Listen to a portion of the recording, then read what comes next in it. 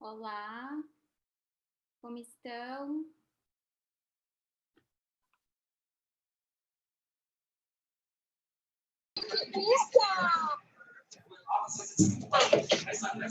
Oi. Oi, prof.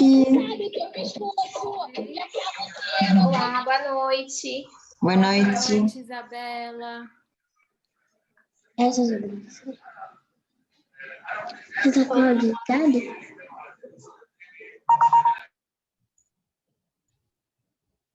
Desculpem o atraso.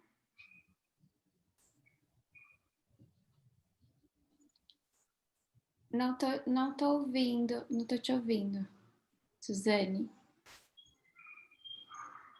Tá com o microfone fechado. É. Tudo bem? Tudo bom? Tudo bem. Boa noite. Que bom poder ver vocês, né? Eu também tô me adaptando ao Zoom. É a primeira turma que a gente consegue usar o Zoom. Antes eu não usava. Era só direto pelo YouTube. Aí eu preciso me organizar, por isso que atrasei um pouquinho. Eu reiniciei, coloquei no 5G, tudo certinho. Sem problema. No começo é assim mesmo. Depois a gente... Aí eu peço a ajuda de vocês. Se alguém cair, às vezes eu tô empolgada falando e não vejo. Tá. Porque daí acho que eu tenho... Se bem que a Mara falou que dá para eu deixar aberto. Deixa eu ver se eu consigo fazer isso. Antes da gente começar.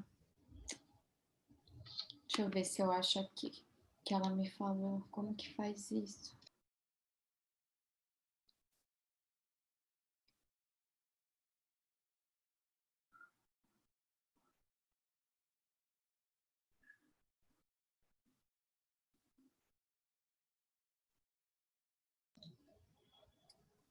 Acho que não achei. Vocês sabem? Alguém consegue me ajudar nessa parte? De deixar aberto? Porque às vezes alguém cai da conexão e aí eu preciso deixar aberto para a pessoa conseguir voltar, senão depois eu tenho que aceitar de novo e às vezes eu não vejo. Acho que não tem, né, isso. Não. Não, né? Mas nós somos em poucas, então acho que a gente consegue perceber se alguém cair. Tá bom. Dá Qualquer pra ver coisa vocês me avisem. Tá bom. Eu vou deixar aqui abertinho o bate-papo também, daí qualquer coisa. Tá. Deixa eu fechar, deixa eu só me organizar aqui. E como foram os estudos? Como que vocês estão aí com o conteúdo? Querem falar um pouquinho? Com os exercícios?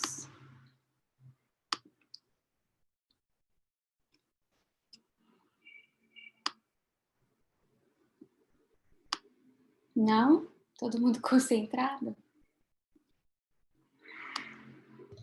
Eu tô só tentando arrumar aqui meu som, que ele vai e volta. Como que tá o meu som, minha imagem? Tá ok? Tudo certo, né? Tá.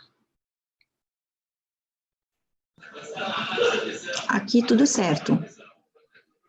Legal.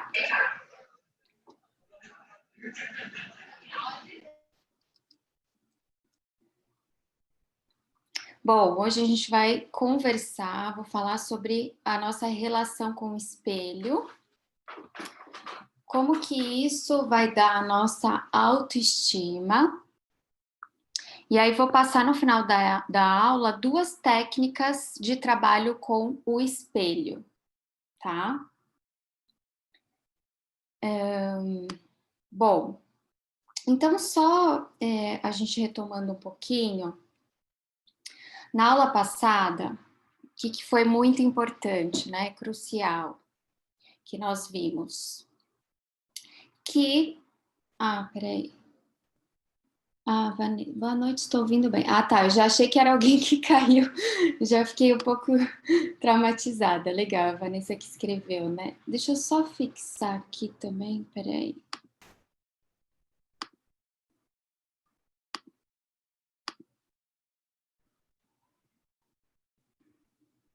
Não é isso que eu quero. Calma, gente, estou me ambientando aqui com esse Zoom.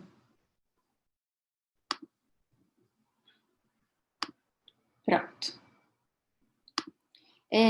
Então, retomando um pouquinho a nossa aula passada, eu falei dessa questão, né, do desenvolvimento da nossa autoimagem e como é importante, nesse processo, que tenha o desenvolvimento da nossa consciência corpórea. Ou seja, a gente perceber, né, que isso não nasce conosco, a gente perceber que nós temos um corpo que é nosso, né, que nos delimita, digamos assim. E como isso vai estar atrelado ao desenvolvimento da nossa própria consciência do nosso eu, né, que também é algo que não nasce conosco. Então, esse nosso eu, ele vai se desenvolver a partir da integração do nosso self, tá?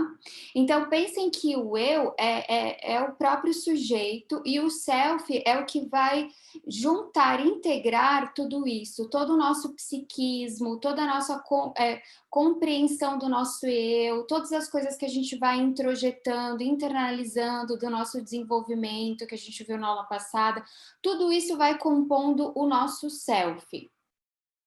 Então, é um processo que, como eu falei, ele vai se estabelecer quando a gente consegue se diferenciar da nossa mãe. Isso é muito importante, porque a gente fica ali, né, no processo de gestação, como um só com ela. E isso vai ter grande importância, né? Essa diferenciação vai ter muita importância na nossa autoimagem. Então, pensem que nos primeiros estágios do nosso desenvolvimento, ali dos 6 aos 36 anos, 36 meses, principalmente, imagina 36 anos, muito tempo. 36 meses principalmente, pense que é o momento mais significativo. É o momento que vai dar a nossa base psíquica, a nossa sustentação, tá? E o afeto que a gente vai receber nesse processo dos nossos pais, nesse período, vai dar esse nosso sentimento de valor, vai dar o nosso sentimento de amor próprio, a nossa autoestima. É ali que ela começa a se desenvolver, tá? Então, o nosso eu, né? Ele é constituído por essa percepção do nosso esquema corporal, que, como eu falei para vocês, tem alguns autores que vão diferenciar esquema corporal de imagem corporal. Tem outros autores que já vão dizer que é sempre imagem corporal. Quando tem essa separação, o esquema corporal, ele é sentir que a gente ocupa um espaço com o nosso corpo. Então, pensem ali no bebê, na criança, como é importante, né? O bebê, ele brinca com as partes do corpo dele, ele está se desenvolvendo, tem todo esse processo motor. Né? A criança também, ela precisa, conforme ela vai ganhando algumas maturidades, né, do próprio corpo, ela precisa explorar, ela precisa ir desenvolvendo isso. E aí, a partir disso, dessa percepção do esquema corporal, a gente tem a percepção da imagem corporal, que é o quê? A imagem mental que a gente tem na nossa cabeça sobre a nossa parte física. E que também é criada, né? Não só é criada por essa percepção do nosso corpo no mundo, mas ela também é muito desenvolvida a partir do que a gente vai o quê? Escutar, ouvir da nossa mãe, dos nossos pais, sobre o nosso corpo. E podemos dizer também, né, que depois pela sociedade, né? Então, essa imagem corporal, assim como a autoimagem, elas são influenciadas pelo externo, pelas reações que a gente recebe do nosso meio, né? O que é o meio? O ambiente onde a gente se desenvolve. E que a gente vai o quê? Introjetando, né? Introjetar para as não psicólogas, pensem que para entender esse conceito, é interessante fazer uma relação com a comida. Pensem que a gente come um alimento, então a gente absorve aquilo, a gente, né, internaliza aquilo. Então, introjetar é isso, é absorver coisas psiquicamente, né, emocionalmente, que vão compondo o nosso psiquismo, o nosso emocional, tá?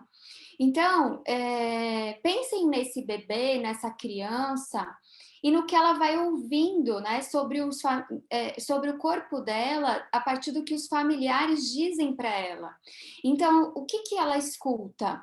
Ela escuta como que é o corpo dela, se é grande, se é pequeno, se é parecido com que parte da família, o que puxou o que dos traços dela.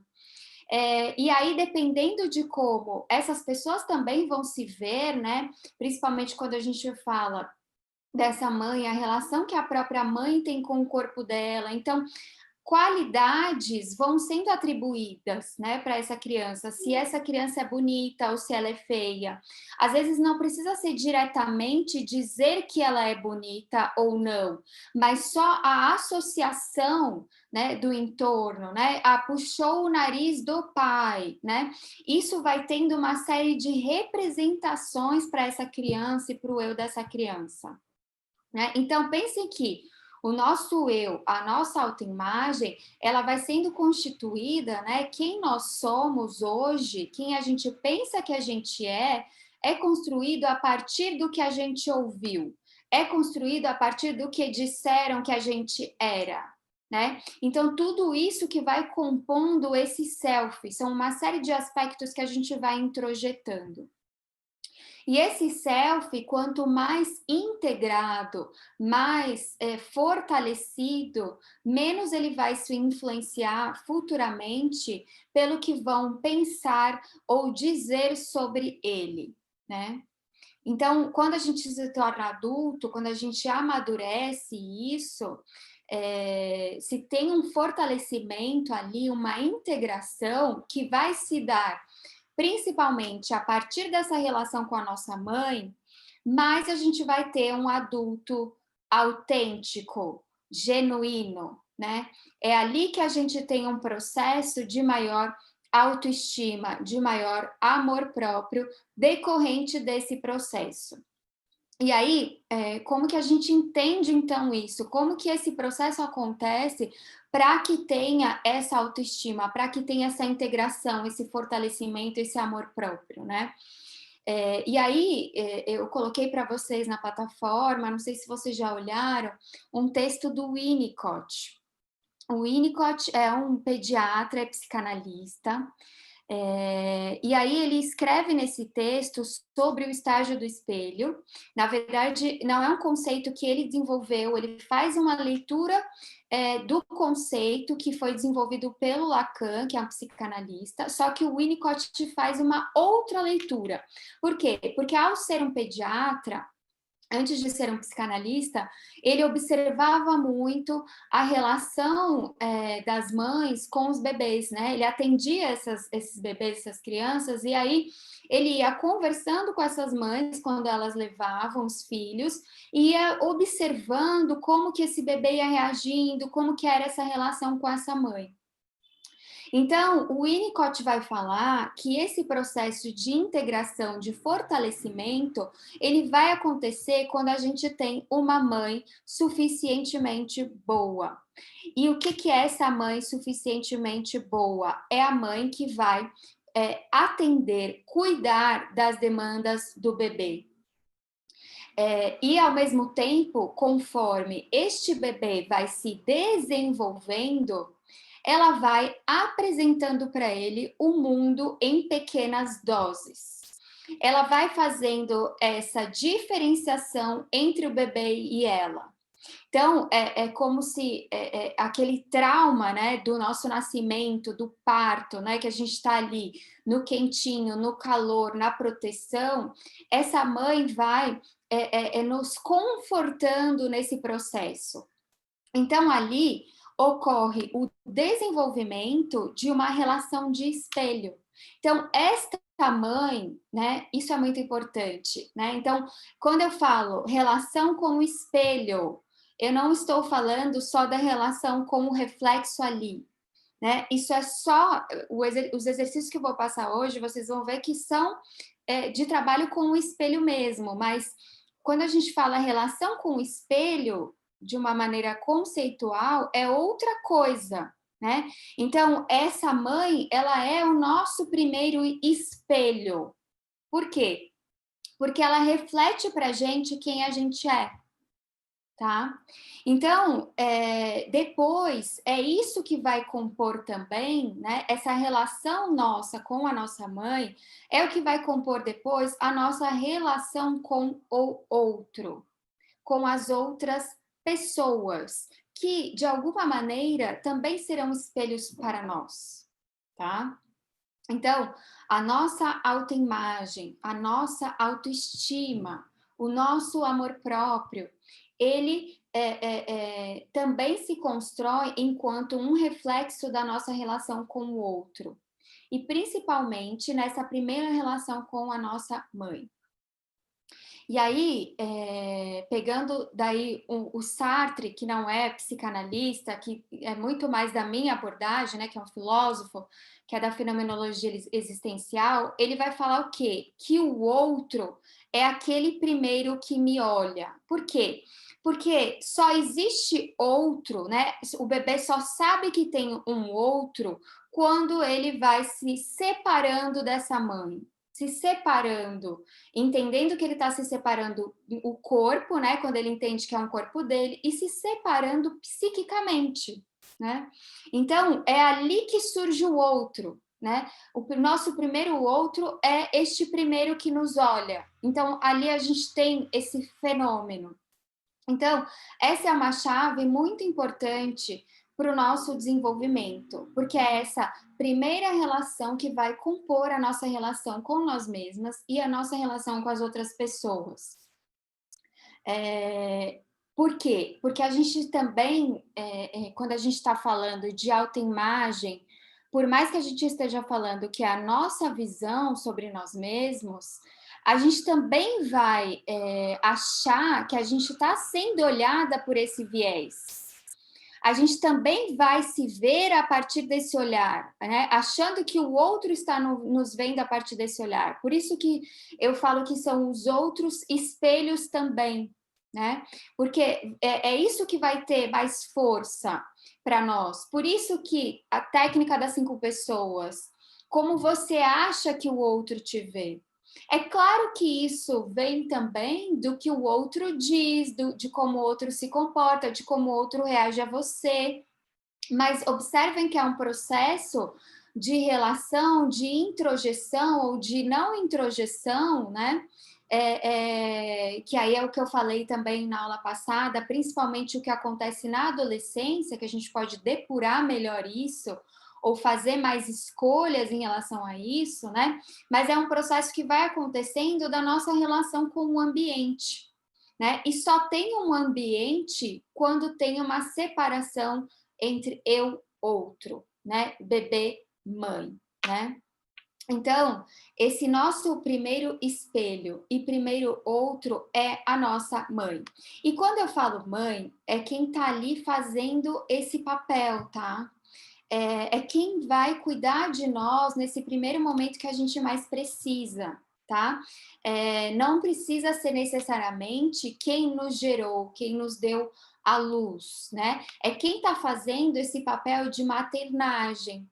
Então, pode ser uma avó, pode ser um avô, pode ser uma cuidadora, podem ser 2 pais, 2 mães, um pai e uma mãe.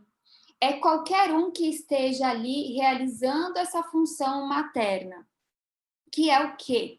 Basicamente, é aquela pessoa que vai de encontro a esse bebê quando ele chora, quando ele demanda algo, né? E esse bebê, né, ele depende de um outro que cuide dele. A gente não sobrevive sozinho, né? Nessa fase, a gente precisa de um outro, a gente depende disso, tá? Então, a mãe suficientemente boa, é aquela que está atenta a essas demandas, que são demandas do que, na verdade? Essas demandas de sobrevivência, são demandas de amor, né? E como que essa mãe ama esse bebê? Isso é muito importante. Se sintonizando com ele, compreendendo as necessidades dele. Então, essa mãe, ela vai oferecer aquilo que esse bebê precisa. Então, ela vai oferecer alimento com o peito, ela vai dar calor, ela vai dar carinho. Então, é aquela que vai entendendo o que meu bebê precisa, né? Quais que são as necessidades dele? Por que ele tá? Porque ele não fala, ele só chora, né? Então, que necessidades que meu bebê tem? E aí ela vai traduzindo isso. E ela vai entendendo, e ali aquelas necessidades, elas ainda estão muito, digamos assim, misturadas, né? Porque elas são físicas e emocionais. Não tem, o bebê não sabe dizer do que ele está precisando, né? E aí essa mãe, ela vai compreendendo o bebê dela, compreendendo o que ele precisa. E aí algumas de vocês podem se perguntar ou questionar. Mas os bebês não são iguais, eles não precisam das mesmas coisas. Como assim essa mãe tem que traduzir? Não, os bebês não são iguais e em cada momento eles precisam de coisas diferentes em situações diferentes. Por isso que manuais que dizem que você tem que amamentar de quantas em quantas horas, que você tem que fazer isso, que você tem que fazer aquilo, isso não é estar atento ao que o bebê precisa, tá? E de alguma forma, o bebê, né, nós já nascemos também únicos de alguma forma. Né? Por mais que a gente vá desenvolver a nossa personalidade nesse processo, a gente já tem um temperamento. Né? Tem bebê que faz mais manha, tem bebê que tem outras questões, que precisa mamar muito, que dorme muito, né? Tem bebê que é mais, digamos assim, alegre, risonho, outros bebês não. Então, há uma diferença de temperamento. E esta mãe, que é suficientemente boa, ela está atenta a isso. Quem é o bebê dela, tá? Então, esse nosso primeiro estágio do nosso desenvolvimento é crucial para quem a gente vai ser no futuro. Por quê? Porque a gente experiencia uma relação de dependência total com a nossa mãe. E depois, que isso é muito importante também, primeiro ela precisa se sintonizar, primeiro ela precisa entender o que o bebê dela precisa. Depois, aos poucos, ela precisa também ir fazendo essa separação, que é esse processo de diferenciação. E essa diferenciação acontece também na capacidade dela de não só entender o que o bebê precisa, mas de o quanto ela está transmitindo aprovação para esse bebê. E aí, muitas coisas podem acontecer nesse processo. Tem isso também. O que o bebê vai receber? Porque ele pode sentir que há o quê? Uma desaprovação, né? Então, tem uma interação também que vai acontecendo ali que é não verbal. É como se essa mãe também estivesse dizendo o quanto ela aceita o bebê dela, tá? É como se ela dissesse, né? Uma mãe que, por exemplo, o bebê fica ali chorando, chorando, e ela não consegue descobrir, mas ela tá ali, ela tá firme, ela tá tranquila, vamos dizer assim. E em entender aquilo, ou só em estar ali com ele, né? É como se ela estivesse dizendo para esse bebê se tá tudo bem em ele ser quem ele é. Ou se ela não aguenta aquilo, ela pode ser sentido como uma rejeição, tá? Eu não estou dizendo que é uma coisa ou outra, mas é só para haver uma ideia do que pode ser transmitido ali, né? E isso, nesse primeiro momento, né, de tanta vulnerabilidade, né? De tanta fragilidade que você precisa de um outro para você sobreviver, né? E quando eu falo sobreviver, pensem que é o próprio psiquismo sobreviver, né? O próprio eu, existe um eu ali, né? Eu lembrei agora muito do que o próprio Lacan fala, né? Que o bebê ele nasce meio um pedaço de carne, um bolo de carne. Por quê? Não tem eu, não tem vida ali. É como se fosse desprovido. E esse processo ali com a mãe que vai dando essa vida, que esse eu realmente vai surgindo. Tá? Então, dessa maneira que essa mãe vai reagindo a esses chamados, é como se ela dissesse para esse bebê se ele é merecedor de quê? De cuidado e de amor, tá? Então, a gente vai ter o nosso amor próprio quando a gente sente ou entende que nós fomos amados e que está tudo bem em sermos quem somos, tá? E aí, assim, é claro que a gente pode pensar no mais drástico, que é um bebê rejeitado, abandonado, violentado, e a gente pode pensar também num bebê que a mãe está ali, mas que de alguma maneira ele sente que ele não tá, que as necessidades dele não estão sendo atendidas, né? Então, aí a gente pode pensar em uma série de coisas. Eu não estou dizendo que é uma coisa ou outra, mas uma mãe cansada, sozinha, né, fazendo esse processo de maternagem sozinha, preocupada com o trabalho dela, que ela tem que voltar, que talvez ela volte, ela vai ser demitida porque ela foi ter o bebê dela, uma série de coisas que podem acontecer ali. E aí eu também não quero dizer que é culpa dessa mãe, mas é o senso de amor próprio, é o sentimento que vai acontecendo ali nessa relação.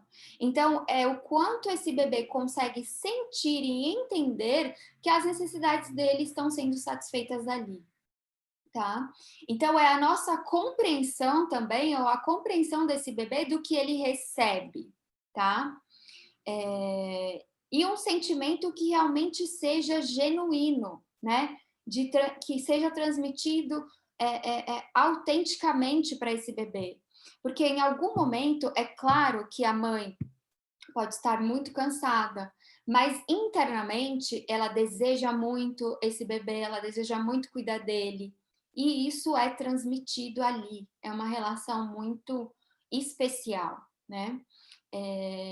E às vezes, aparentemente, um bebê que tem tudo materialmente, ou que foi muito planejado, ou esperado, ou desejado, nem sempre é um bebê que vai receber este amor, este cuidado. Garantir o material não significa isso. Inconscientemente, na verdade, ele pode ser muito rejeitado, ou ele pode ser muito rejeitado nesse processo de ser ele mesmo. Ele já nasce num certo lugar, né? Ele é colocado num certo lugar, né? E um bebê que não vem no sentido de ser apoiado na sua autenticidade, já tem algo acontecendo nesse sentido, né? Uma mãe que impõe as questões dela, por exemplo, se ela dá o peito porque ela tá com fome, entende? Se ela entende que é uma coisa, ao invés de olhar para esse bebê, mas dar por uma questão externa, então ela não está oferecendo, ela não está indo de encontro às demandas e necessidades desse bebê. Então, é um jogo muito complexo de um processo complexo de cuidar e se doar, né? E doar o corpo a um outro, né? Que não fala, que só chora, que só demanda, né? Então, por exemplo, se a gente pensa numa mãe que tem uma depressão pós-parto, ou como eu disse, que está sozinha nesse momento de cuidar, né? Que ela não recebe. Às vezes é um apoio, ou às vezes é alguém que cuide tanto quanto ela, né? Que ela não tenha que fazer isso só.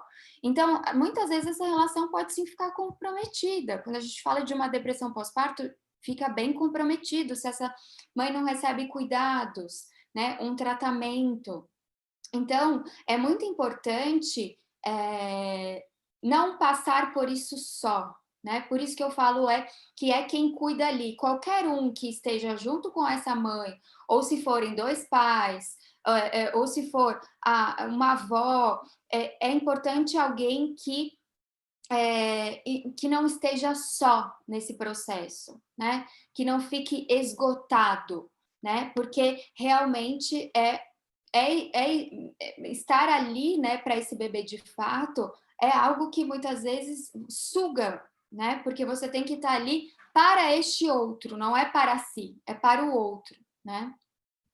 E aí o que é muito importante que prevaleça ali para esse bebê é esse sentimento de segurança também.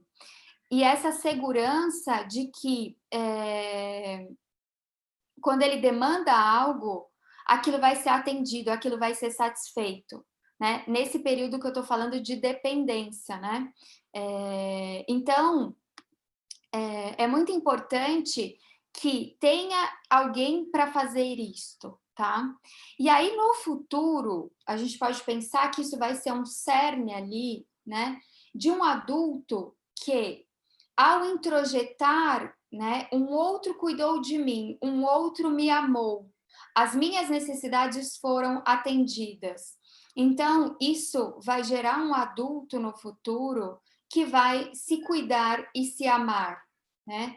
É um adulto que sentiu e entendeu que ele foi cuidado de uma maneira segura. Então, o nosso amor próprio, ele vem dessa mãe, mas isso é muito importante.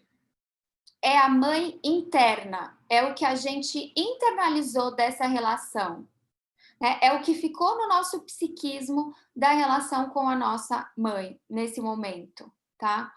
Então, a gente vai internalizar nessas nossas primeiras relações a nossa capacidade, enquanto adulto, de nos cuidarmos, tá? De nos amarmos. É ali que isso nasce, é ali que isso começa, tá? Quando eu falo dessa aula, eu lembro de uma paciente minha que ela estava num período assim muito difícil de esgotamento em relação ao trabalho, de relacionamento, onde ela só se doava para o outro, onde ela só se voltava para o outro. E aí a gente começou a falar, a partir de um sonho que ela teve, dessa questão da mãe interna, né? Porque apareceu no sonho dela muito claramente, né? O quanto tinha ali uma pessoa, uma mulher cuidando dela, né? E aí, a gente falando sobre isso, falando dessa questão do quanto ela tinha que trabalhar essa mãe interna para ela se cuidar, para ela se amar, para ela não ficar fazendo isso para o outro e se deixando totalmente sempre em segundo plano. E aí ela falava assim, nossa, a minha mãe interna, a sensação que eu tenho é que ela está perdida, eu não sei onde ela está. Então, notem como está muito conectado com isso, né? Uma necessidade de resgatar isso. Porque se isso fica lá comprometido, se acontece alguma coisa que é antes desse bebê conseguir, né, aos pouquinhos e se separando dessa mãe, e aí sim ficando mais independente,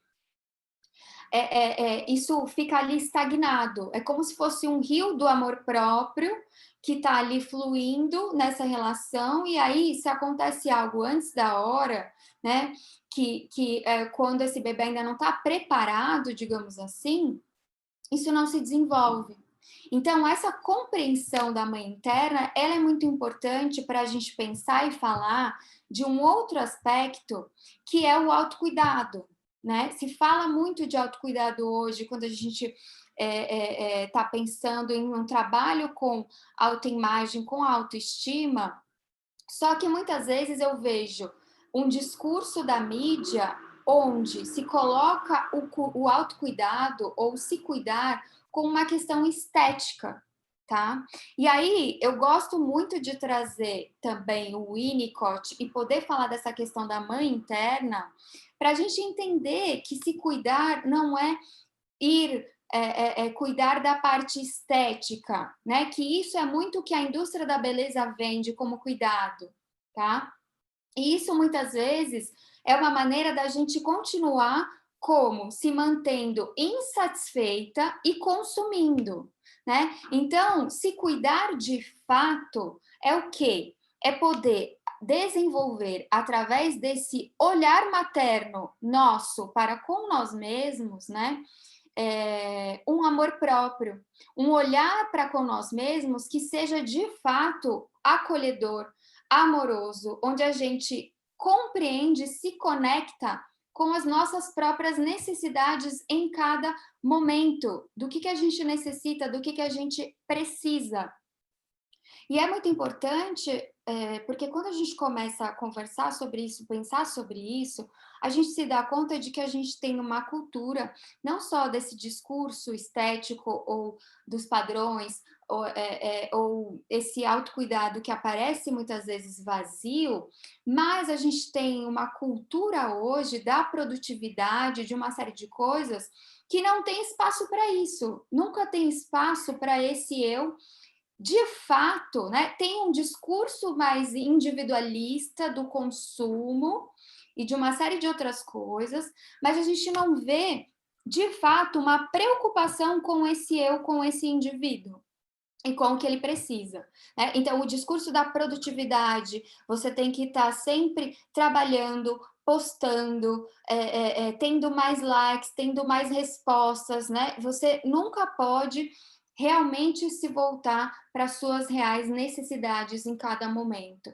Então, isto é autocuidado, né? E é aqui que nasce de fato, é assim que a gente realmente trabalha com o amor próprio, né? Que é pensar este eu como um todo, o que este eu precisa, né? O que este corpo precisa, né? Porque a gente tem diversas necessidades. Nós temos necessidades físicas, nós temos necessidades emocionais, necessidades de nos expressarmos, nos comunicarmos, necessidades de isolamento, né? De contato com o outro. Nós temos uma série de necessidades, né? Então, poder realmente entrar em contato com isso. Do que o nosso cliente, né? Do que o indivíduo de fato precisa. E não achar que se cuidar é atender demandas, né? Ou demandas estéticas do outro, da sociedade, ou demandas diversas, né? A gente pode pensar aqui milhares de coisas. Demandas do que é esperado de uma mulher, do que é esperado de uma mulher em determinadas idades, do que é esperado de diversas formas e aspectos da nossa vida, tá? Então, isso também vai dizer do quanto a gente tende a nos olharmos no espelho, né, com o intuito do quê, né? E aí o Winnicott também vai falar disso. Dependendo dessa relação, a gente vai internalizar, às vezes, uma mãe severa, né? Ou uma mãe que vai... E aí, falando da nossa mãe interna, onde a gente vai se olhar com o intuito do quê? O intuito de dizer que tem algo de errado conosco. O intuito de se olhar no espelho para se examinar, para se modificar, para dizer que tem algo ali que precisa ser alterado, tá? Então, acho que isso vai clareando de alguma maneira por que não dá para a gente pensar em uma vestimenta, em um look que é só pensado para o externo. Ele precisa estar em contato com essa mãe interna, percebe? Tem que estar conectado com a necessidade do cliente, com o que ele precisa em cada momento, do que ele precisa, da maneira como ele precisa se sentir, de como ele precisa se ver, esse look ele precisa atender isso, tá? Esse processo de se cuidar, de se vestir, não para um outro, né? Não para uma demanda social. Pensar no que realmente vai satisfazer e, de alguma forma, né, a gente pode dizer, completar, digamos assim, tá? Então, é esse senso de cuidado que vai afetar a nossa autoimagem, a nossa autoestima, né? Como eu já disse na aula passada, acho que na primeira aula eu já falei, né? A autoestima, ela é esse nosso julgamento sobre nós mesmos, essa percepção que a gente tem do nosso próprio valor, tá? Então, se a gente pensa num cliente que falta autoestima, né? O que ele vai, que tipo de relação a gente vai ter ali, né? Desses espelhos outros, né? Ele vai precisar de uma confirmação o tempo todo, de uma validação. Notem como é quase que como, pensem metaforicamente, que é como se ele tivesse ficado nesse estágio desse bebê. Porque esse bebê, na verdade, é isso que ele precisa o tempo todo. Ele precisa da mãe ali dizendo para ele quem ele é, acolhendo, falando que tá tudo bem. Percebe? Então, é mais ou menos um jogo desse tipo de relação, né? Precisar que o outro, né? O outro, enquanto espelho, fique dizendo que está tudo bem com ele, né? Aprovando quem ele é. Ou, às vezes, uma demanda também de cuidado, que o outro cuide de mim. Por quê? Porque essa mãe interna está falhando, tá? Então, uma boa autoestima vai dar o quê? Um senso de confiança em si mesmo, de conforto, de não dependência do olhar do outro, né? Porque já tem um olhar ali estruturado, né? Já tem uma segurança de ser quem se é, né? Porque o próprio olhar interno, ele também não é negativo, tá? Deixa eu tomar um pouquinho de água.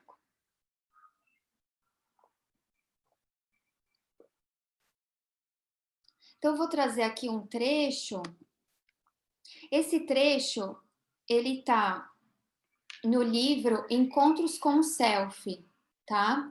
Esse livro tá nas referências de vocês. E esse trecho, ele é muito importante. Eu gosto de ler ele mesmo nessa aula, porque eu acho que ele é bem ilustrativo.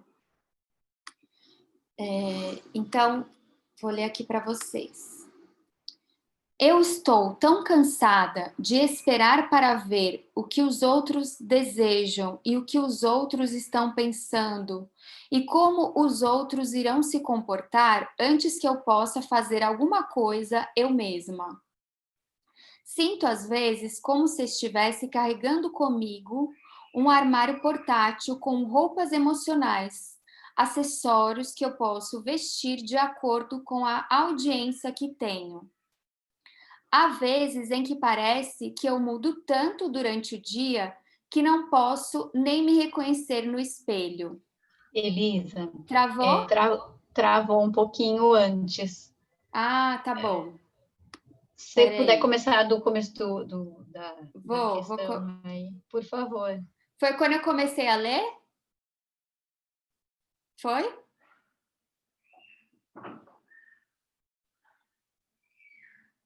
Tá. É isso? Tá bom. De novo. Vocês ouviram que esse livro tá no Encontros com o Self, que é um livro que tá nas referências, tá? Tá. Vou, de novo, vamos lá. Então, ó, eu estou tão cansada de esperar para ver o que os outros desejam e o que os outros estão pensando e como os outros irão se comportar antes que eu possa fazer alguma coisa eu mesma. Sinto às vezes como se estivesse carregando comigo um armário portátil com roupas emocionais, acessórios que eu posso vestir de acordo com a audiência que tenho. Há vezes em que parece que eu mudo tanto durante o dia que não posso nem me reconhecer no espelho. E o pior disto tudo é que, mesmo quando os outros parecem aceitar e gostar de mim, não consigo acreditar. Então, olha que interessante, né? o que essa cliente aí internalizou, né? É um discurso total de insegurança, né? Então, tem uma falta nessa mãe interna que se acolha, né? Que lhe dê essa autoconfiança, essa segurança de si mesmo, de fazer escolhas, de tomar decisões, de ser quem se é. Então, por isso que ela precisa do quê? Do tempo todo de pessoas que não é só digam o que ela tem que fazer, é mais que isso. São pessoas que confirmem para ela que está tudo bem com ela. É quase que confirmar que ela existe enquanto um ser. Tá? Então, ela não se reconhece, né? Porque não tem ali algo estruturado, né? Ela não se vê nos espelhos outros na vida, não se vê no espelho de fato, ela não sabe o que ela está vendo ali, o que ela está encontrando. Ela não sabe quem ela é. Então, eu acho interessante esse trecho, porque ele traz como a relação com o espelho, ela não é só sobre a imagem, ela é muito mais complexa, né? Eu falo que é como se fosse, e eu lembro muito de um processo de psicoterapia que eu fiz quando eu estava na adolescência. E eu lembro muito da minha psicóloga falando: você tem que fazer as pazes com esse espelho está quebrado. Né? É alguma coisa que acontece ali e que aí é refletido, né? É um espelho interno que a gente carrega, é um espelho subjetivo. É uma imagem que a gente sente. É um desconforto de estar na própria pele. É um não se encontrar, tá? Então, quando o outro, né? Até estava falando esses dias no grupo de estudos. Quando o outro elogia, isso não é recebido. Por quê? Porque não faz conexão, não faz laço com algo que ela internalizou. Então, essa dependência, né, que o outro goste dela, que o outro a aceite, que o outro elogie, que o outro diga algo, não é duradouro, né? Porque não faz laço com algo que está dentro dela. É como se ela precisasse daquilo momentaneamente, só que aquilo não perdura, né? Porque não tem ali esse senso de amor próprio, né? Essa autoestima, esse se gostar, esse se aceitar. Tem uma falha ali, tem uma ferida no amor próprio. E também o quanto isso, pensem esse processo num relacionamento, né? É alguém que não consegue sentir o amor do outro, porque não tem amor ali para fazer laço. Para a gente se sentir amado, senão fica um saco sem fundo, entende? Quer dizer, o outro pode dar, mas aquilo não preenche, não faz laço. Então, por isso que eu falo que quando a gente está falando de autoimagem, vai estar sempre em relação com o outro também. São coisas que caminham juntas, né? Então, é um sentimento que fica como se fosse de um desamor, né? De quem está nessa, digamos assim, autoimagem. Isso é até um jeito mais didático de dizer, mas é quase como se fosse um vazio, né? É um vazio que tem ali de certa forma. Então, precisa sempre confirmar essa imagem de si mesma, tá? Então, essa mãe, retomando, né? A questão da mãe suficientemente boa. Na prática, o que ela faz? Ela pode não estar com frio, mas ela sabe que o bebê dela está. Ela pode não ter fome, mas ela entende que o bebê dela tem. Então, nesse processo que ela atende às demandas, notem como é uma coisa muito sensível mesmo, né? É um se colocar igual e se diferenciar ao mesmo tempo, né? E isso é uma chave muito importante. Eu também gosto muito do Winnicott nesse sentido, porque a gente entende a partir disso. Se você entende isso, você entende o que é de fato empatia, tá? Eu acho muito interessante que o Winnicott, ele quase se tornou, assim, nessa questão, nesse tema, meio que universal. Porque mesmo sendo um psicanalista, eu escuto o Winnicott sendo citado por psicólogos de outras abordagens, psicólogos da comportamental, da fenomenologia, até mesmo os lacanianos. Então, ele fala de uma forma muito universal dessa relação mãe-bebê, dessa construção do nosso eu e do nosso self.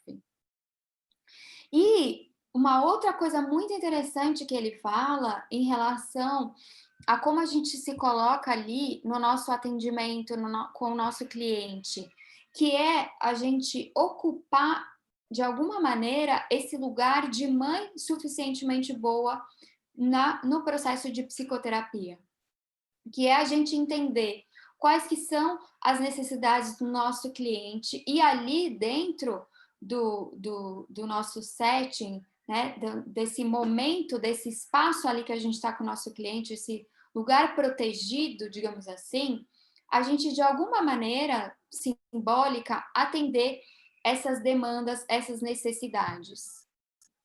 E o que não for possível de ser atendido, isso que é muito importante também, já que há um limite, né? Tudo bem também, porque isso é crucial, que o Winnicott vai falar. A mãe suficientemente boa, ela falha, ela não é perfeita. Isso é muito interessante, até para a gente entender esse discurso que a gente tem de ideais de perfeição. O bom é o que falha, né? E ela falha como? Ela falha exatamente porque ela estabeleceu essa sintonia. Então é como se de alguma maneira ali, muito inconsciente, ela sabe que tem um momento ali que o bebê, de alguma forma, tem uma maturidade maior, está mais amadurecido, digamos assim, e aí ela sabe que não vai ter problema ela falhar naquele momento, que aquilo não vai produzir grandes consequências, mas isso é completamente inconsciente, não é que ela decide assim, agora eu não vou, ou agora vai ser isso. É algo que acontece nessa relação tão especial que aí ela sabe de alguma maneira, ela simplesmente sabe e falha. Então, peguem isso do Winnicott para entenderem também que ali no processo com o cliente, a gente se coloca como um espelho.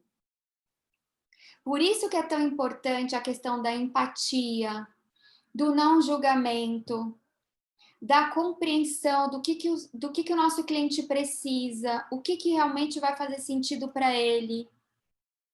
A nossa compreensão de que ele é diferente de nós, que é um outro mundo ali, um outro universo. E é isso que vai dar o quê? Isto é condição para a gente ter de fato uma autenticidade.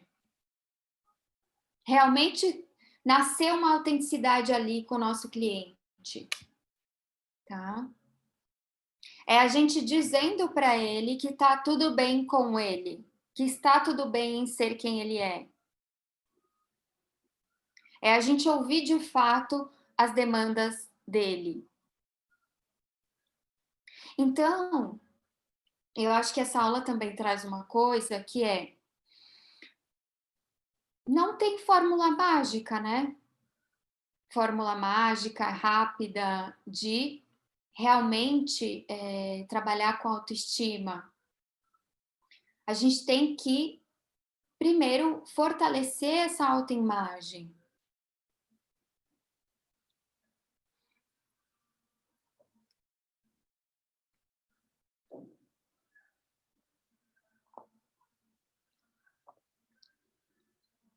Então, como que se desenvolve essa autoestima, né? Acho que ficou claro. Com muito amor, carinho, calor humano, se eu sinto que o outro me ama, ali, quando eu estou me desenvolvendo, quando eu estou me formando, eu sou capaz, né? Eu entendo que eu sou capaz de ser amada e de amar. Eu me aceito. Se eu sinto que o outro me aceitou, eu sou capaz de me aceitar. Com falhas, com dificuldades, né? Porque se o outro falha em algum momento, tem isso também, né? Essa mãe que é suficiente, que falha. Isso coloca um limite, né? Então, eu também vejo que eu sou falho, né? Então, e os limites depois, aí a gente pode pensar não só nesses primeiros estágios, né, do desenvolvimento, mas depois, conforme a criança vai se desenvolvendo, os próprios limites, eles são entendidos como cuidado. A criança cresce aprendendo o quê também? Ela internaliza esse cuidado com ela aprende a se cuidar, ela vai internalizando os limites, as regras. O limite ensina que se é um ser que erra, né? E isso é muito importante, porque quando a gente fala de autoestima, surge uma questão que é o narcisismo, né? Que é aquilo que eu falei dessa coisa de não existe altíssima autoimagem, né? Altíssima autoestima, uma autoestima inabalável, aquele que está acima do outro, não existe isso, né? E essa é o quê? Uma questão do narcisista. O narcisista não entra em contato com as próprias falhas, né? Então, e o limite ele é muito importante. Essa percepção de que se é um ser com falhas, com aptidões, com recursos positivos, negativos, isso é boa autoestima, né? Eu repito muito isso, porque tem um discurso que anda por aí, assim, forte, de que autoestima seria só ver o lado positivo de si mesmo, né? Se colocar de uma forma até às vezes até o próprio empoderamento, né? Até não gosto muito dessa palavra, como se fosse uma coisa de se colocar de uma forma falsa. Eu acho que acaba sendo um pouco isso, né? De não ver a própria vulnerabilidade. Tem um discurso também nesse sentido. Você tem que ser sempre forte, resiliente, né? Nunca, não pode ter o humano ali, né? Então, quais que são esses fatores, em resumo, que vão dar a nossa autoestima? Essa construção da nossa autoimagem, que vai ser esse resultado da relação com o outro, experiências de vida, principalmente experiências na infância, que vão dar essa percepção do nosso próprio valor. Então, mensagens que a gente recebe de inferioridade, de que a gente não tem valor, vão fazer o quê? Impactar negativamente na forma como a gente vai se ver no presente, depois como adulto. Se a gente recebe um retorno positivo do outro, enquanto adulto, mas isso não aconteceu lá no passado, a gente não tem essa base, não faz essa conexão, a gente não se afeta por aquilo.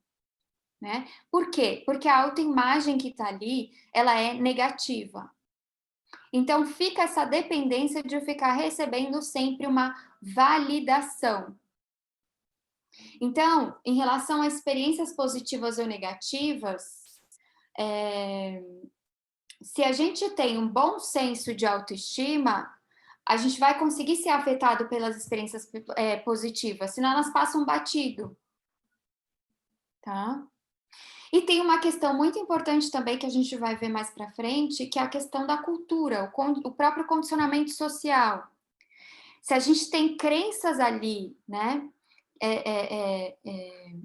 construídas socialmente, culturalmente, porque tem isso também, os nossos pais transmitem essa cultura também para a gente, aí aos poucos a gente vai se inserindo, que é aquilo que eu falei da nossa adolescência, principalmente. Então, essas crenças também vão influenciar no nosso valor.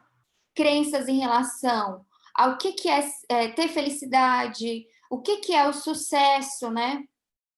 A aparência, aquilo tudo que eu falei, né? De como que tem que ser uma mulher, crenças em relação ao trabalho, como que tem que ser sua casa, uma série de coisas que vão sendo internalizadas e que podem, muitas vezes, né? O que a gente está vendo, a nossa relação com as redes sociais, né? A gente está vendo um impacto negativo, né? Um impacto onde a gente está sempre se comparando com as outras pessoas de uma maneira negativa, porque a gente pode se comparar ou para dizer que a gente está melhor ou para dizer que a gente está pior. Mas o que a gente tem é essa comparação sempre negativa de classificar o nosso valor pessoal pelo outro, pelas realizações do outro. Então, tem até um exercício, eu não sei se vocês... Acho que tá... Na verdade, eu acho que não tá nesse módulo, acho que tá no quarto, no próximo. Tem um exercício que eu faço que eu acho bem interessante de retomar um pouco esse processo, que é fazer um trabalho de linha do tempo com as fotos. Tá assim? Eu, às vezes, me perco. Eu não sei, às vezes, onde eu coloquei. É nesse módulo mesmo. Tá. Então, é muito interessante, porque a gente vai retomando esse olhar. Aquilo vai aparecendo. O cliente vai trazendo as fotos. Esse é um exercício muito importante, gente. E aí ele vai colocando... Hoje, às vezes, fica meio complicado. Tem que digitalizar as fotos ou trazer quando é presencial, né? Mas com atendimento à distância, digitalizar as fotos de bebê e aí pegar as fotos depois quando mudou, né? Que daí é só digital. Mas é muito legal fazer essa linha do tempo e o teu cliente, você só ouvir, você só vê como que está essa construção ali. Como que ele se vê olhando para aquelas fotos, o que que ele sente daquela imagem, como que ele vai descrevendo as mudanças que vão acontecendo ali. Depois, quando a gente pega, principalmente em relação às mulheres, tem um processo ali, né, de mudança do corpo, da primeira menstruação, mudanças ali desse processo de se tornando uma mulher, de mudanças da própria imagem ali que vão acontecendo. E aí elas vão dizendo, as clientes, de como elas estão se sentindo em cada etapa. Aqui eu me senti assim, aí momentos que emagreceu, engordou, uma série de coisas vão sendo trazidas. É quase como se a gente pudesse ressignificar aquilo, né? E toca muito nessa construção dessa autoimagem, dessa mãe interna, desse espelho interno. Então, não deixem de fazer esse exercício. Às vezes, esses exercícios que eu coloco na plataforma, eu até tento falar bastante deles nas vídeos, porque eles acabam sendo muitas vezes valorizados, porque tem sempre os exercícios que eu passo obrigatórios, e aí fica parecendo que eles são secundários, mas eles são muito importantes, tá? Então, fazer essa linha do tempo é muito interessante. E, às vezes, também acontece, no próprio processo de consultoria, dá para resgatar peças de infância, peças que eram sentidas, colocadas como cuidado, de como que vestiam esse bebê, essa criança, cores, tecidos, sentimentos que podem ser, às vezes, negativos, de aversão ou reconfortantes. Dá para fazer? É legal vocês fazerem esse exercício. Gente, tem alguma coisa aqui? Peraí, que eu tô vendo umas mensagens. Ah, foi só daquela hora que travou, né? Tá. Fiquei assustada. Achei que alguém tinha caído alguma coisa. Então, dá para ir associando, né, essas peças, tá? E aí pensar o guarda-roupa atual relacionado a isso. Olhem vocês também, façam esse processo, esse exercício da linha do tempo. Peguem as fotos de vocês de infância, observem. Eu me dei conta disso fazendo esse exercício, de coisas que eu amo hoje, que eu gosto e que tem uma questão emocional mesmo, de como eu era vestida, né? Eu pego, por exemplo, eu amo, não falta, tricô e estampa floral no meu guarda-roupa. Por quê? Eu tenho memórias mesmo, não é nem as fotos em si. Tem algumas fotos também, mas eu tenho memórias, assim, um apego emocional mesmo, são peças que me fazem sentir muito bem, tá? Então, isso é muito interessante, resgatando isso. Até falando desse processo que eu fiz de psicoterapia quando eu estava na adolescência, e aí eu lembro também de uma sessão que eu estava muito triste, e aí a minha psicóloga falou, eu vou, venha no sábado, né? Bem nesse, ela tinha muito essa linha bem winnicottiana, assim, de atender essas demandas, se colocar como essa mãe. E aí ela abriu isso, né? Nem era algo que ela fazia de me atender no sábado, era uma sessão essa porque eu estava muito chateada, tinha acontecido uma série de coisas. E aí eu lembro que eu coloquei para ir nessa sessão um vestido florido, que eu gostava muito. E ele tinha uma estampa assim viva. Eu até associava ele, eu já gostava na adolescência bastante de moda, e eu associava ele, eu gostava tanto dele porque eu associava ele um pouco com a estampa de chita. E aí, não era exatamente, mas eu tinha uma associação para mim, eu achava bonito, eu achava vivo, me fazia muito bem. E aí, eu lembro que eu entrei na sessão, e aí ela falou assim, quase como se ela tivesse surpresa, porque eu estava triste, eu estava chateada, eu precisava daquele momento, daquela sessão. E ela falou, você veio florida, bonita, né? Quase como se ela dissesse viva, né? E aí eu falei assim para ela, é que quando as coisas não vão bem dentro, pelo menos eu posso deixar elas melhores por fora. Né? Por quê? Porque eu estava indo ali para a minha terapia, eu precisava ali do acolhimento dela, eu precisava trabalhar todas aquelas questões internas, eu ainda estava me estruturando, mas eu sabia que aquilo eu podia fazer, eu poderia colocar aquilo que ia me trazer algum conforto, aquele vestido. Ele não ia curar tudo, ele não ia resolver as minhas questões, mas ele ia me trazer algum bem-estar. Então, é muito importante ter essa associação. O cliente precisa saber disso em relação às peças dele. Ele precisa saber o que vai trazer isso para ele de fato. Então, esse exercício ele é muito interessante nesse sentido, né? Para que a peça entre como esse autocuidado, para aquela peça entrar como um carinho, né? Para que possa oferecer esse amor próprio consigo mesmo, tá? Então, não deixem de fazer esse exercício com vocês mesmas, aplicar com os clientes, ele é muito importante, tá bom? Então, agora a gente vai para a técnica do espelho. Será que alguém quer falar alguma coisa antes? Tem alguma questão, comentário, alguma inquietação?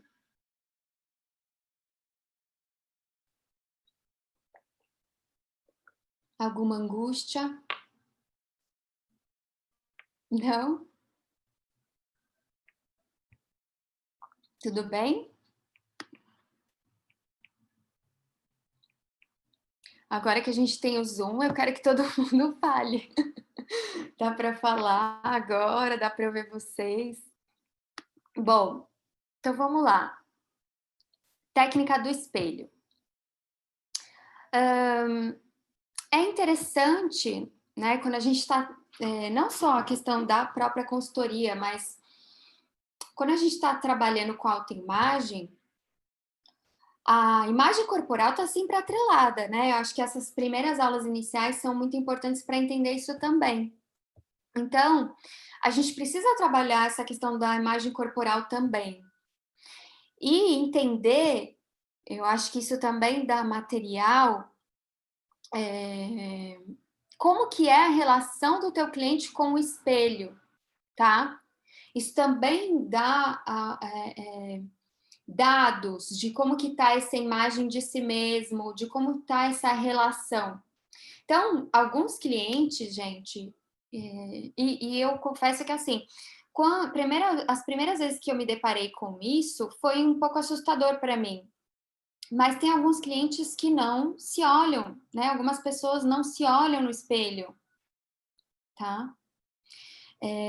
Ou também se olham para se julgar, né? Que aí é aquilo que eu falei, internalizou esse olhar da crítica, do julgamento, já vai com esse óculos, né? Para olhar para esse espelho, para esse corpo, para essa imagem e dizer que aquilo não é o esperado, que aquilo está aquém do que é o ideal colocado, né?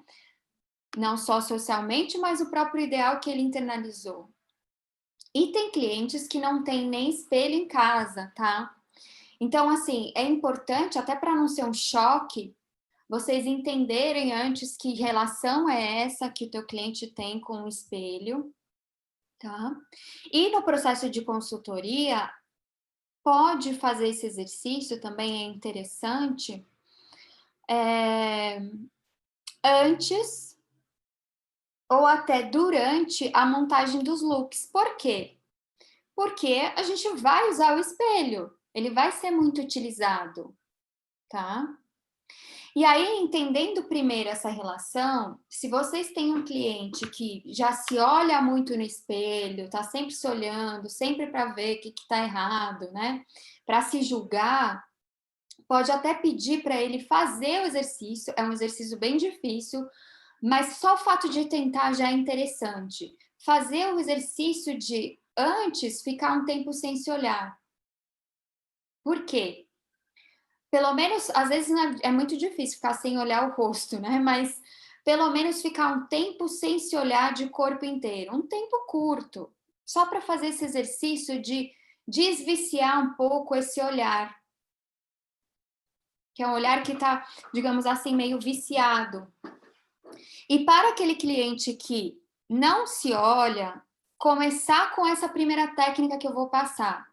Nunca ir de cara para a segunda, tá? E essa técnica também sempre utilizar, e aí pode passar até como um exercício, tá? Se você tá com um cliente que você acessou num processo longo, num processo de psicoterapia, que tem questões com a imagem corporal, para que ele trabalhe essa autoaceitação, você pode ir falando para ele fazer sempre essa técnica, tá? Então, se você já sabe que é uma questão nesse sentido, é uma técnica muito interessante, não é para fazer uma vez e acabou, tá? E na verdade é muito simples, tá, gente? É colocar um espelho na frente de corpo todo, tá? E aí pode ser de lingerie, se o cliente está fazendo em casa sozinho, ele pode ficar nu também. Depois pode ser vestido, mas é importante ter esse contato mesmo com o próprio corpo ali refletido, tá? E aí, olhar atentamente esse corpo, começando pelos pés, e aí vai subindo até a cabeça lentamente, observando o próprio corpo, as próprias formas, e ir descrevendo este corpo sem se julgar. Porque normalmente qual que é? O que costuma ser? Ah, eu tô vendo uma barriga caída, um não sei o quê, que isso já é um julgamento, né? Então, é o exercício de descrever as próprias formas, de estar com essa imagem ali, e não ficar olhando e julgando. É um exercício de aceitação dessa imagem, de ficar confortável com a própria imagem. digamos assim, de dessensibilizar esse olhar do julgamento. Poder se encontrar com essa imagem corporal. Aceitar ela e se aceitar internamente também. Por quê? Porque quando se olha com esse óculos da crítica, do julgamento, ou para comparar e para dizer que não é o ideal, não está se olhando de fato. A gente quer que o cliente possa entrar de fato em contato com essa imagem que está ali. E não que ele coloque essa película na frente. Então, é esse exercício, tá? De poder se sentir, recuperar, encontrar de alguma maneira o estar confortável dentro do próprio corpo, dentro de uma imagem saudável. Treinar a autoaceitação. E notem que, por que esse não é um exercício que a gente vê muito nas redes, com certeza vocês já viram, não é um exercício de falar coisas positivas do seu corpo. É um exercício de encontro com a própria imagem, porque se a gente já impõe o falar coisas positivas, a gente não está trabalhando de fato, a gente está impondo, né? Ah, você tem que se ver assim, você tem que se aceitar, você tem que se ver de... Não, a gente quer que esse cliente encontre com a imagem dele. Tá? Essa é a primeira técnica. Ah, e outra coisa. Vocês podem escolher qual das duas que vocês vão me enviar, tá? Que é o exercício dessa aula. Então, essa técnica do espelho 2. Essa pode ir direto, tá? Com aquele cliente que se olha bastante, que já usa bastante o espelho, tá? Mas faz aquela preparação que eu falei, de ficar um tempo sem se olhar, pelo menos uma semana, tentar não se olhar de corpo inteiro, ficar mais no rosto, destreinar um pouco esse olhar que tá ali sendo visto, tá? E aí a mesma coisa, coloca o espelho na frente, pede para a cliente observar a imagem refletida, só que aí ela vai imaginar que ela está vendo outra pessoa diante de si, não é ela. É como se ela não estivesse se vendo, ela está se vendo de fora, de alguma maneira. E aí, descrever os aspectos, começar pelos aspectos físicos. E esse daqui não é que pode, o ideal é que seja vestido, tá? Seja vestido.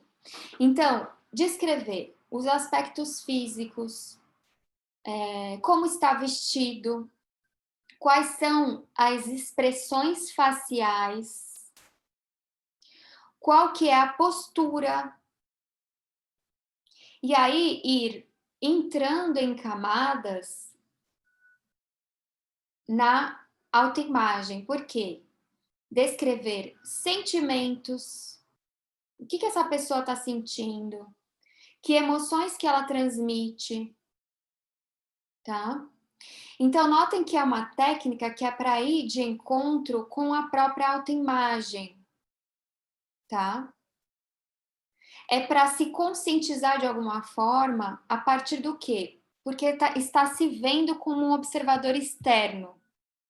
Esse se ver como observador externo diminui a resistência. A pessoa entra mais em contato com essa imagem que está ali.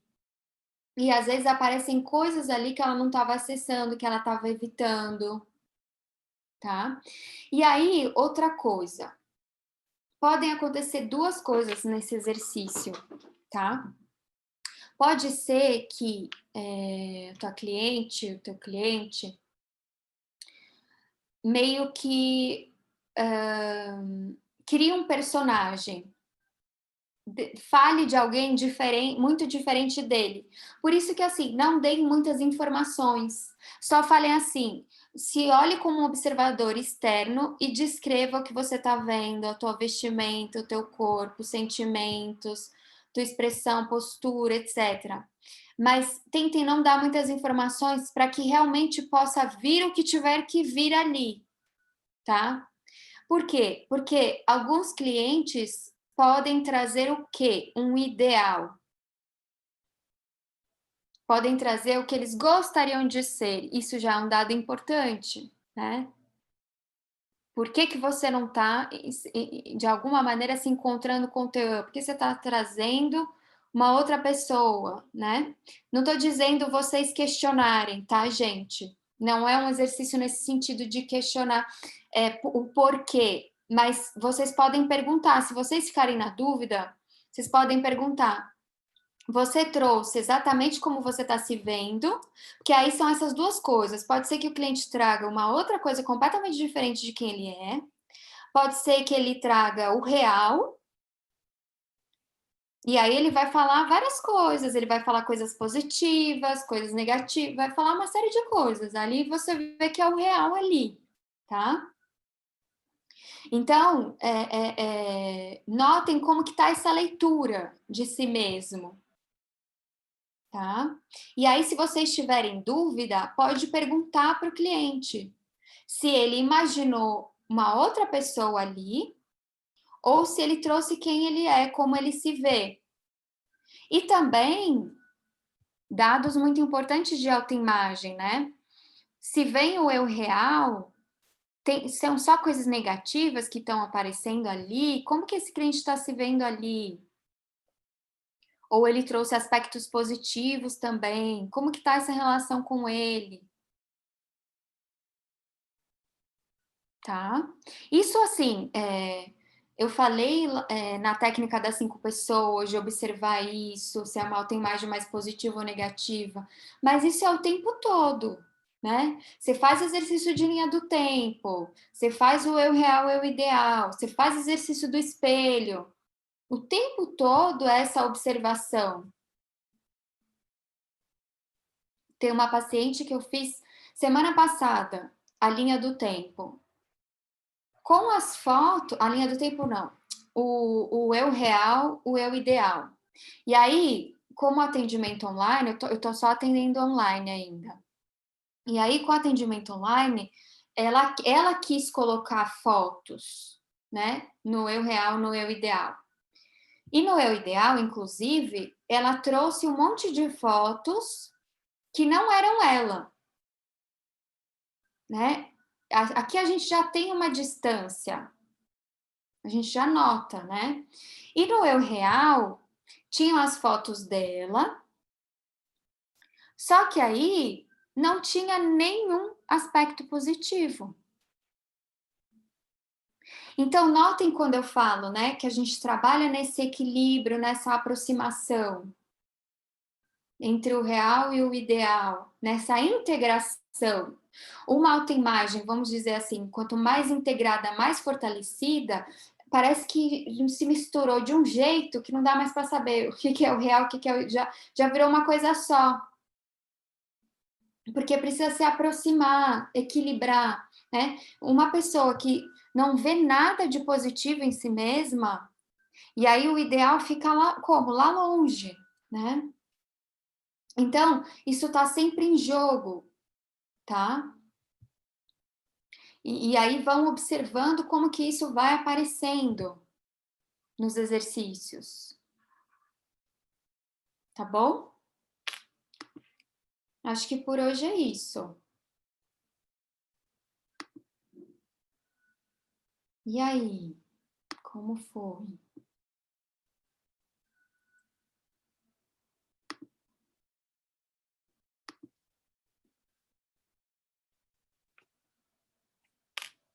Tô vendo as carinhas de vocês.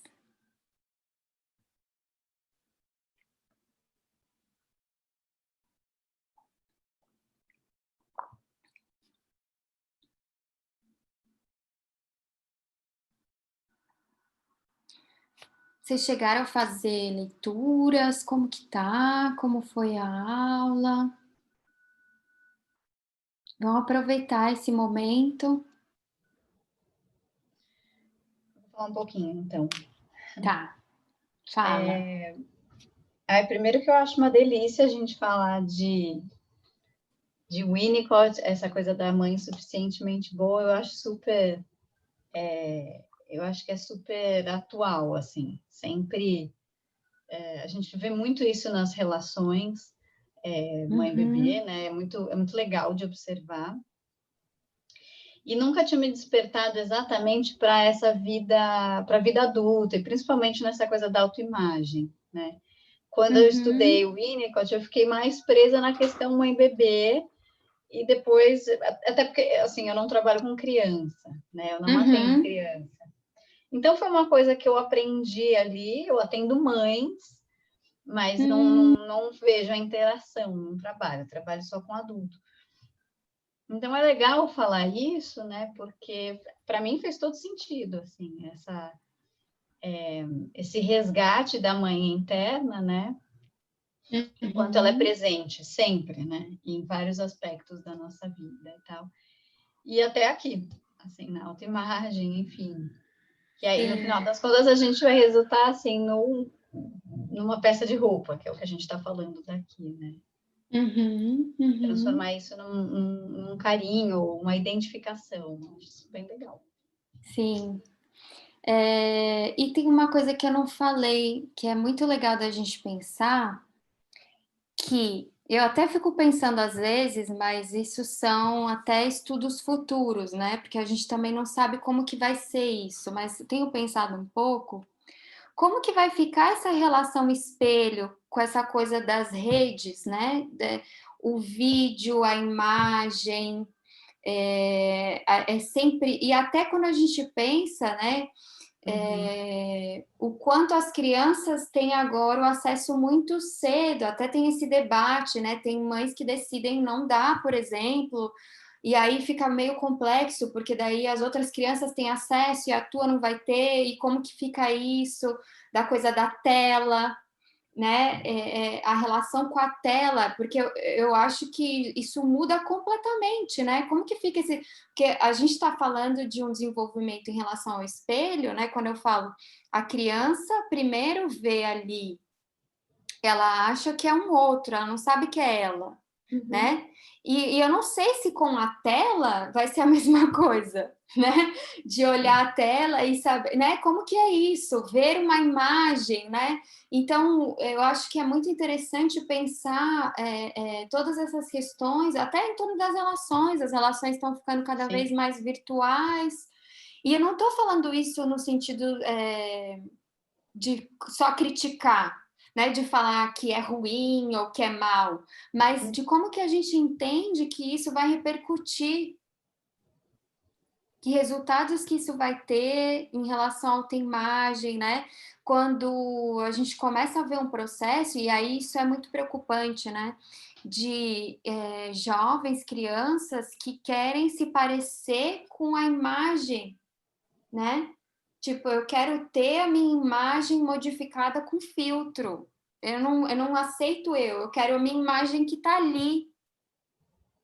Isso é um dado a ser discutido. Eu tenho uma sobrinha de 12 anos que está passando por isso. Ela posta fotos lá no Instagram dela com...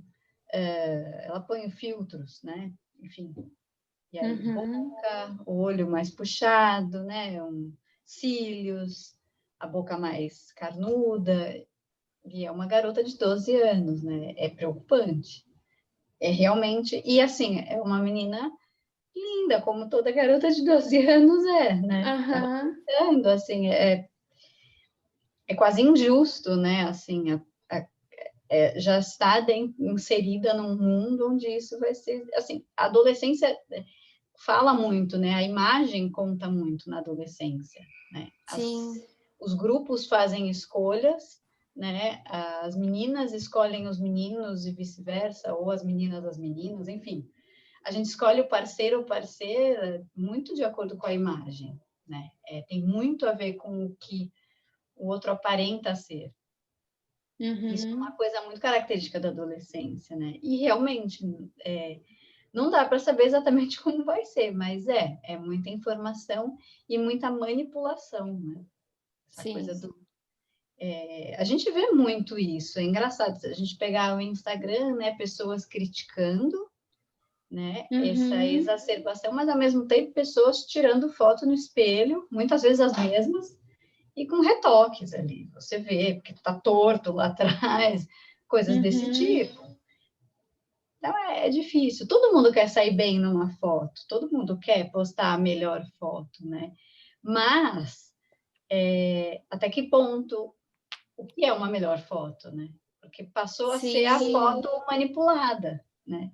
Até o filtro, assim, da luz, né? Dá um efeito preto e branco, que aí esconde aqui, sei lá, sabe? No final do dia é isso, né? É sempre a gente querendo aparecer, dar o melhor de si, mas hoje em dia a gente tem um acesso a tal ponto que o ideal é o manipulado, né? Porque Deus me livre mostrar minhas rugas ou mostrar minha barriga, sabe? Enfim. Sim. A gente vai entrar mais nessas questões, principalmente na próxima aula, no próximo módulo, que fala mais da questão da relação com o corpo. Depois, quando a gente entrar também no... no próximo. Gente, eu fico perdida, eu nunca sei onde eu coloquei. Mas é no próximo que tem o mito da beleza, né? Que daí é muito interessante para pensar essa questão também. Mas é isso. E aí, assim, antes a gente tinha o início de transtornos alimentares, de todas essas questões na adolescência. Agora a gente já tem na infância. Certo, exato. Né? É preocupante. Sim, e aí são coisas que a gente precisa entender, estudar mais, né? Pesquisar, discutir, né? Para ver que mudanças que a gente precisa fazer, como que a gente precisa se colocar. E aí é muito interessante isso do Winnicott também, né? Da mãe que é suficiente dessa questão da falha. Eu acho isso interessante, né? Porque a gente tem muito essa vida de redes tem que ser perfeita, né? Eu gosto muito também da Brené Brown, porque ela traz a coisa da imperfeição, né? Então, é muito interessante quando a gente pensa nisso, né? Do ser imperfeito, do ser real, porque tem isso também, né? Tem um outro livro que eu tô lendo, eu não coloquei nas referências, que eu comecei a ler, que é aquele Falso Espelho, que ele... Eu tô com ele aqui, que eu esqueci o nome da autora, mas tem uma pesquisada, ele é bem atual, assim, e aí traz muito essa reflexão, assim, eu comecei a ler só, mas tô achando interessante. Ela vai falando bastante dela, eu acabei de ler um capítulo que ela fala de quando ela participou de um reality show, mas ela vai trazendo reflexões, assim, de como essa relação com as redes, porque às vezes a gente não tem dimensão, né? A gente ainda não sabe, a gente tem dados de alguns efeitos do que está acontecendo, né, nessa questão dos transtornos alimentares, transtornos dismórficos, né, todas essas questões com a imagem corporal, mas a gente ainda não sabe outros efeitos a longo prazo, né? Como que isso vai ser? A gente já está vendo uma série de coisas. Aquele documentário também muito interessante do Netflix, que é o Social Dilema, né? Dessa questão das redes, o que é real, o que não é, né? Então, é para se pensar, né? Como que vão ser construídas essas relações e como que são essas relações também, essa relação mãe-bebê, né? O que o Winnicott diria, né? Como seriam essas relações, né? Como são essas relações hoje, né? De uma mãe que está inserida nessa sociedade, que está preocupada com tudo isso, como que ela se coloca com o bebê dela? Como que essa mãe vai se voltar, né? Se ela está com uma mãe toda que essa também está pressão correndo social. atrás, que muitas vezes também é vítima disso e ela nem percebe o tanto, né, que está ali sofrendo também por, né, ver, enfim, por acompanhar redes sociais, blogueiras, enfim, atrizes que estão ali mostrando cada vez mais a tal da barriga negativa e aí várias outras coisas. E não só isso, o cabelo, né? A boca que tem que ser grande agora, tem que fazer preenchimento, né? Tem agora aquela história do Fox Eye, né? Então, faz aqui, tem gente que faz aplicações até quase como um botox, enfim, para fazer o olho ficar mais sexo, enfim, coisas que a gente não, se a gente não parar para pensar, assim, a gente não para para pensar, é a onda, né? Mas se a gente parar para pensar, isso é monstruoso, né? Que a coisa está indo assim já para um nível do estético que quase ofende, né? Ser natural, né?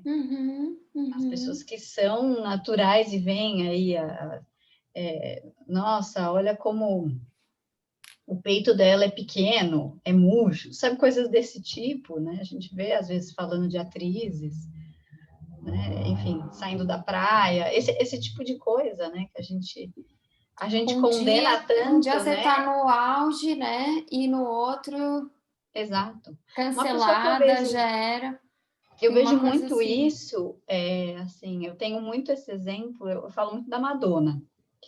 A Madonna tá com quase 60, não sei exatamente quantos anos ela tem, não sei se ela já chegou nos 60. Acho que mais até, não? Não tenho ideia. Eu sei que ela Acho que tem 50, mais. 60, enfim. Uhum. E o rosto dela é algo assim, quase beira o desfigurado, assim, né? Porque ela pôs a bochecha, afinou, enfim, tentando ficar assim, eu vejo muito a Madonna, ela tá presa a uma imagem dos anos 80 e 90, que foi quando ela fez o sucesso dela, né? Uhum. E aí, o quanto ela cobra, dá para ver, é nítido o quanto ela cobra. Então, é um corpo musculoso, ela faz yoga. Então, se você vê lá os clipes atuais dela, né? Ela levanta a perna e vai, faz, é uma moça, é uma menina, né?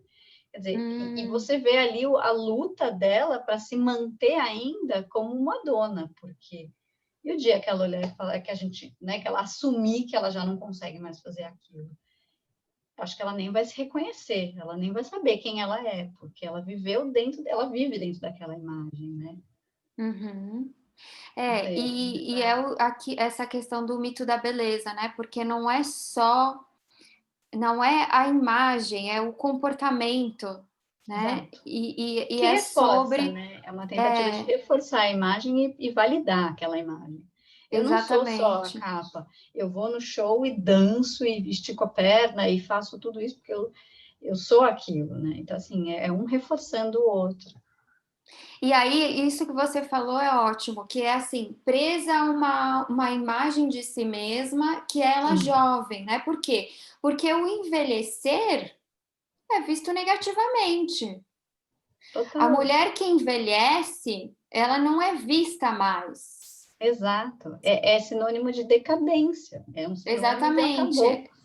Então, ela não é mais vista, você não recebe mais o olhar do outro. Uhum. Exatamente. Né? E a Então, sociedade para tem isso, manter esse né? olhar, eu tenho que ficar ali correndo atrás. Ela não atualizou essa imagem, né? Porque se ela atualizar, ela não, ela desaparece, né? Por isso que eu tô assim em love com a Xuxa. Eu já gostava da Xuxa quando era pequena, mas a Xuxa tá, não é? Porque a Xuxa tem falado isso. Eu não acompanho muito, eu não sei. Então, a Xuxa tá. O Eu que vou que até olhar acontece? depois a Madonna, porque eu não vejo essas coisas.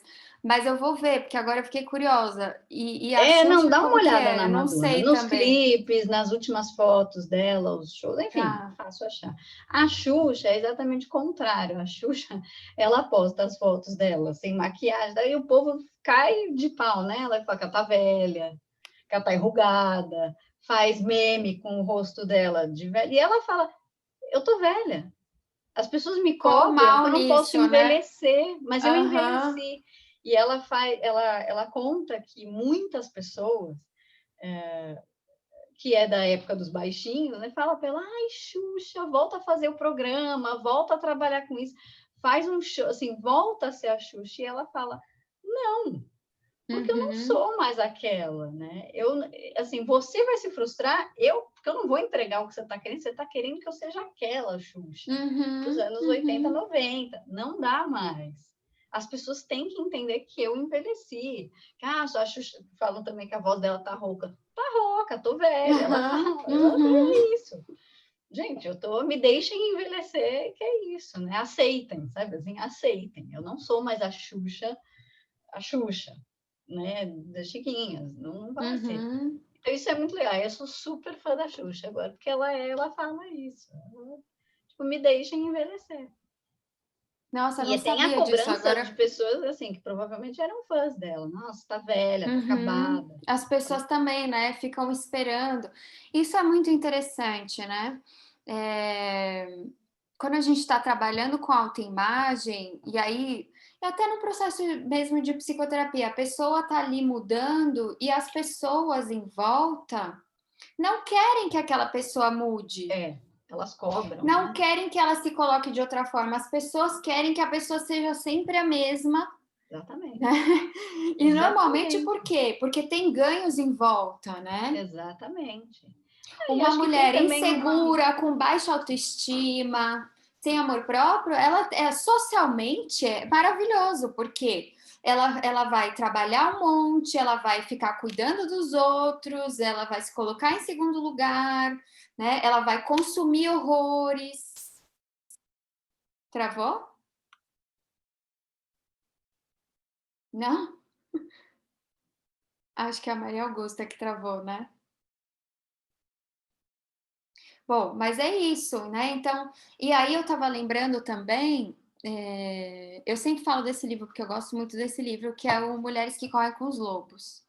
Não sei se vocês já leram. E tem um capítulo que ela fala do corpo jubiloso. É muito interessante como ela traz, né? Tem uma figura ali arquetípica, assim, da mulher, que é uma coisa meio dança e tudo fora, assim, totalmente essa coisa e desse corpo que não é esperado esteticamente, que é muito interessante. Então, quem não leu esse livro, dá uma olhada, que assim é bem legal para essas questões. Bom, a Maria Augusta voltou.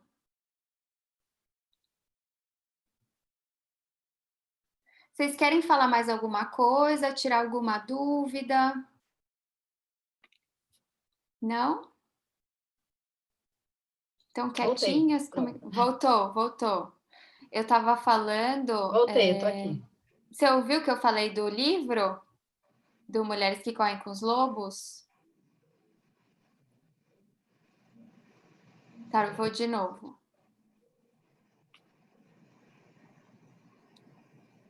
Agora não, essa última. Oi? Travou de novo.